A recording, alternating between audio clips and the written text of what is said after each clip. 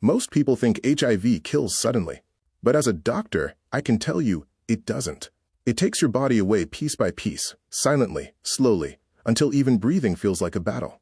This is what happens during the last week of HIV, the final stage, when your immune system has completely collapsed and your body is fighting its last fight.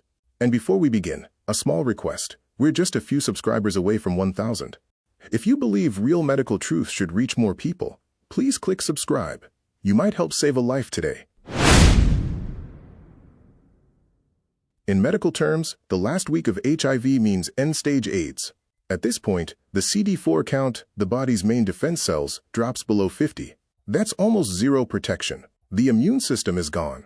Even normal bacteria from the mouth, the skin, or food can now cause deadly infections. Patients at this stage aren't dying from HIV itself. They're dying from opportunistic infections, diseases that a healthy body could easily fight. The lungs, kidneys, and liver begin to fail one by one. Every organ is overworked and inflamed. The body enters survival mode, but there's almost no energy left to survive.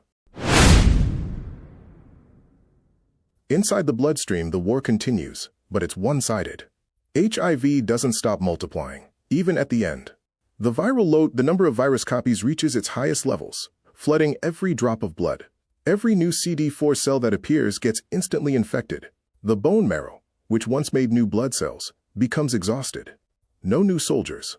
No defense. This causes severe anemia, extreme weakness, and shortness of breath even while resting. The immune system isn't just weak, it's gone. What's left inside the blood is inflammation, infection, and exhaustion. It's the body's final internal collapse. One of the most common killers in late-stage HIV is pneumocystis pneumonia, PCP, a fungal infection that fills the lungs with fluid. Breathing becomes a struggle. Even lying still feels like running a marathon. Oxygen levels drop, lips turn pale, chest feels heavy. Patients describe it as trying to breathe through water. Doctors try oxygen therapy, antibiotics, and antifungals, but without immunity, the infection keeps returning. For many, this is where the body begins to give up. The act of breathing, something we do 20,000 times a day, becomes the hardest fight of all. HIV doesn't stay in the blood. It crosses the blood-brain barrier, infecting the central nervous system. In the final stage, patients often develop HIV-associated dementia. They forget faces, names, places, even their own reflection. Speech becomes slow. They may stare blankly, unable to recognize their surroundings. The virus damages nerve cells, leading to seizures, tremors, or even coma. Some patients experience sudden emotional changes, anger, fear, confusion, because the brain itself is inflamed. For families, this is the hardest part. The person is still there physically, but mentally, they're fading away. When the immune system fails, the body starts showing visible warnings. Dark purple or brown patches appear on the skin, a cancer called Kaposi's sarcoma.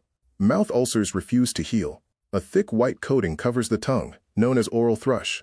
Eating or swallowing becomes painful. The skin loses its elasticity, becoming paper-thin and fragile. Even a small scratch may bleed for hours. These signs aren't just on the surface. They reflect what's happening deep inside, the body's complete inability to repair itself. At this stage, the mirror tells the truth before the lab tests do. Then the organs start to fail, one after another. The liver can no longer filter toxins. The eyes and skin turn yellow, a sign of jaundice. The kidneys fail, causing fluid buildup, leg swelling, and electrolyte imbalance. The digestive system stops absorbing nutrients, leading to extreme wasting syndrome. Patients lose both muscle and fat. Bones become visible under the skin.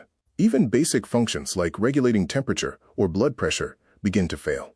Doctors call it multi-organ failure, a slow, systematic shutdown of life support systems. It's not sudden. It's not dramatic.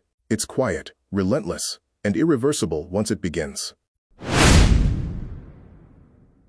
Families describe this stage as both painful and peaceful. The patient sleeps more, talks less, and slowly disconnects from the world. Their body is tired, not just physically, but emotionally.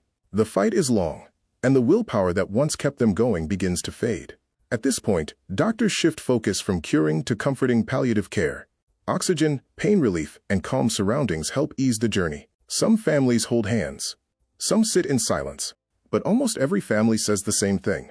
The person seems at peace, ready to rest after a lifelong fight. In the final 24 to 48 hours, breathing becomes shallow.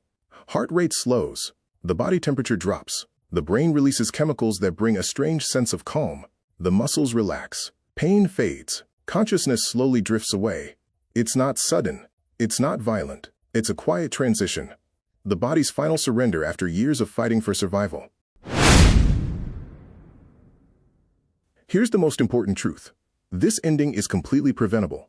If HIV is diagnosed early, and treatment begins with antiretroviral therapy, ART, none of this has to happen.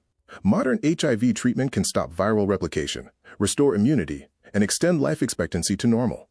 People today live full, healthy lives with HIV, working, marrying, and having families. The tragedy isn't the virus. It's the delay in testing and fear of stigma. Those two things cost more lives than HIV itself. As a doctor, I've seen both sides. Those who got tested early and now live healthy, normal lives, and those who waited too long, hoping it would go away. HIV doesn't begin with pain. It ends with silence. If you've noticed unexplained fatigue, recurring infections, or weight loss, please don't ignore it. Get tested. Be sure. Testing isn't fear, it's protection. It's how you take control of your life before the virus does. And if this message helped you understand the truth, subscribe and share this video. We're almost at 1,000 subscribers, and your one click could help spread real awareness and save lives.